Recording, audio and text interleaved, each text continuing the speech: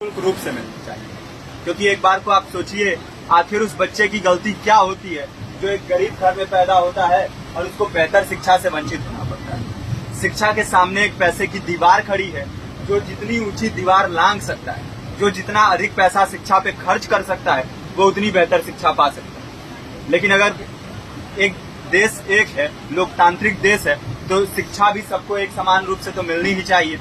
आज परिस्थिति ये है कि एक तरफ तो प्राइवेट स्कूल हैं जो लूट के अड्डे बने हुए हैं, वहां पे आप एडमिशन कराने जाएंगे तो सिर्फ एडमिशन के नाम पे ही आपको 10,000 20,000 रुपए देना होगा। और कमीशन खोरी का ऐसा धंधा है कि कॉपी, किताब, टाई, बेल्ट, ड्रेस, जूता कहाँ से खरीदना है ये आप नहीं तय करेंगे वो प्राइवेट स्कूल वाले। यानी आम लोगों की मेहनत की आखिरी कौड़ी उनके जेब से वसूल लेना चाहते हैं। और दूसरी तरफ सरकारी स्कूलों में न तो पर्याप्त टीचर हैं, न पर्याप्त बिल्डिंगें हैं।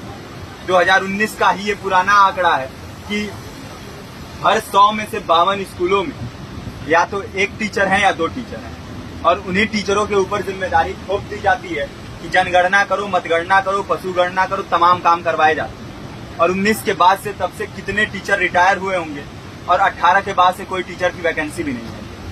आप खुद भी सोच सकते हैं ये परिस्थिति और कितनी बिगड़ी हो। इसीलिए हम लोग ये मांग उठा रहे हैं, चाहे कोई राष्ट्रपति का बच्चा हो या किसी मजदूर का, सबको शिक्षा एक समान मिलनी चाहिए और निःशुल्क रूप से मिलनी चाहिए। प्रेमचंद ने अपने दौर में भी कहा था कि एक सभ्य समाज में ऊंची से ऊंची तालीम मुफ्त होनी चाहिए और इसका पूरा खर्च गवर्नमेंट को उठाना चाहिए, क्योंकि हमारे देश को फौज से ज्यादा आवश्यकता तालीम की है। और शिक्षा से जुड़ता हुआ ही दूसरा मुद्दा हम लोग उठा रहे हैं।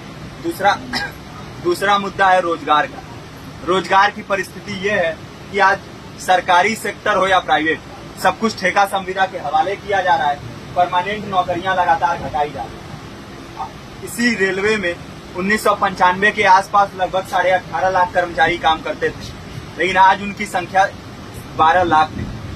आप खुद भी सोच सकते हैं कितने बड़े पैमाने पे परमानेंट पदों को घटाया जा रहा है। और आज आलम ये है, एक तरफ लाखों पद खाली पड़े हैं, फिर भी कोई वैकेंसी नहीं निकलती। जो वैकेंसियां निकलती हैं उनमें भ्रष्टाचार होता है, पेपर लीक हो जाते हैं। RO, UP police, BPSC, SSC, CGL, ऐसे तमाम पेपर लीक हो चुके हैं, आप लोग भी जानते ही हैं।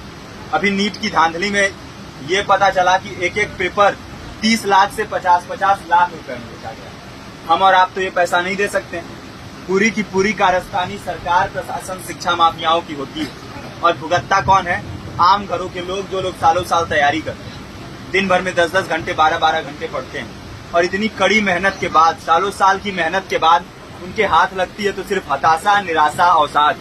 बहुत से छात्र नौजवान जो इस बेबसी में, इस डिप्रेशन में नहीं जी पाते, आत्महत्या तक के कदम उठा लेते हैं। लेकिन ये देश की विडंबना है कि टीवी चैनल, अखबार, मीडिया, नेता, मंत्रियों के लिए कहीं ये कोई मुद्दा नहीं है। उनके लिए मुद्दे हैं तो जाति, धर्म, रंग, नस्ल, अगड़ा पिछड़ा।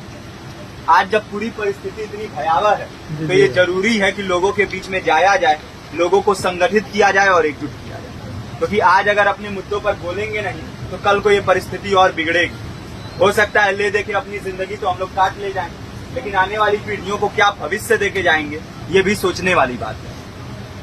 हमारे साथी ने आपको पर्चा दिया है, पर्चा आप तक पहुंच गया है। पर्चे में और भी बातें हैं, इसको पूरा विस्तार से पढ़िए। पर्चे में हमारा नंबर है, संपर्क कीजिए। फेसबुक का, इंस्टाग्राम का लिंक है, आप वहां पे जाएंगे तो आपको पता भी चलते रहेगा कि लगातार किन किन माध्यमों से हम इस अभियान को चला रहे हैं। नुक्कड़ नाटक, संगीत, शिक्षा सहायता मंडल, लाइब्रेरी, तमाम माध्यमों से इस अभियान को चला रहे हैं और कोशिश कर रहे हैं कि बड़े से बड़े पैमाने पर हर जगह पे लोगों को संगठित किया जाए और एकजुट किया जाए। आपके बीच भी आए हैं, आपका साथ और सहयोग दें। साथ इस रूप में कि आप भी हमारे इस कारवां और इस मुहिम से जुड़िए।